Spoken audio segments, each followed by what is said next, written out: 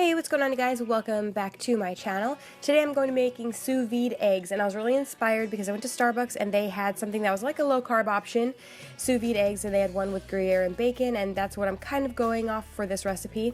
Theirs, of course, have binders and other things, not really keto-friendly, so I'm going to recreate it myself. So I just went ahead and grabbed my NutriBullet cup, and I'm going to be adding cottage cheese. When you look for cottage cheese, you want to find the one with the least amount of carbs per serving and the higher milk fat. So I got organic cottage cheese with 4% milk fat, small curd, and I'm going to be using half a cup, so that's one serving, and that's 110 grams. And when you're measuring things, just go ahead and look at the label. It'll always tell you like how much in grams or milliliters it is. So I like to go by that on my scale just because it's way more accurate, especially if you're tracking your macros.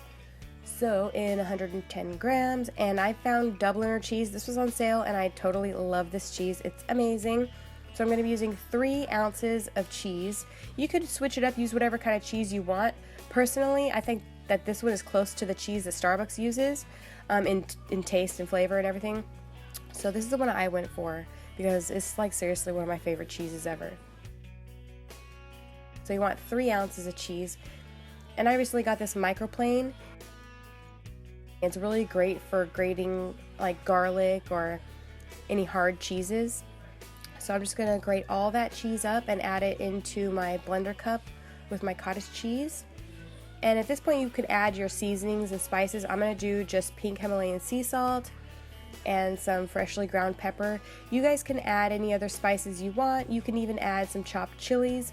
But when you do cook these, anything that's wet like chilies or bell peppers or anything like that, it might release some water, and so the texture of your sous vide eggs might be different. So I would just recommend making them like this first and then experimenting, or you can experiment with spices, something that doesn't really affect the texture. And so you're going to go ahead and crack all your eggs into your blender cup and give it a really good blend. You want it to be completely blended well, like no chunks or anything like that.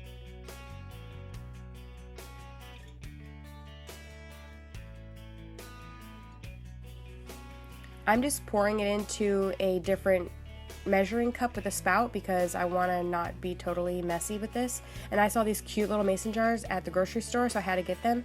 They're perfect for high fat meal prep. And then I'm just going to spray them with some cooking spray so they don't stick. You do not want to skip this step unless you're going to eat it directly from the little sous vide egg container. Like, you don't have to spray them, but to keep it from sticking, I would. And then evenly distribute all the mixture and pop the lids on. You don't want to make them too tight, but just tight enough to where it seals the little mason jars.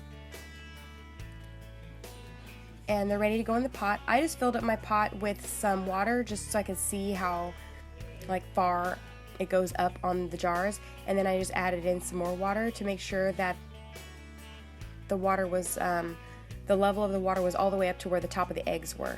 So I'm pretty sure you can cover these all the way, but I just put it on my stove, put it on high, brought the temperature up to like 170, 180, and then you drop the temperature down really, really, really low. And I like to keep mine simmering at about 170, 175 degrees. So this was going a little high for me, but that's okay. They turned out really great. So anywhere close is fine. Just your lowest setting once you reach an almost boil, I guess. So that would work just fine. You don't really have to measure the temperature. I just wanted to kind of gauge it for you guys. And once that's done, you just pull them out, let them cool on like a towel so they drain. And this is right after they were done. They cook all the way through. They're not jiggly and they're a little firm to the touch. And to take them out, you just run a knife all the way around. Make sure that it's not sticking around the edges. And if you spray them, it should come out really easily like that. And the texture of these is so silky. So you can eat it straight away just like this, but if you meal prep these, then you can either heat it up in the microwave, or like I did, I like to broil them. I just put some bacon that I had prepped on there already, and I just want to show you the texture again, even reheated. They're so luscious, you guys. So much better than what you can get at Starbucks because those have carbs, they have starch and all kinds of stuff. This, simple. That was a winner. Thanks for watching, you guys. I hope you liked this video. If you did, give me a thumbs up, and I'll see you in my next one.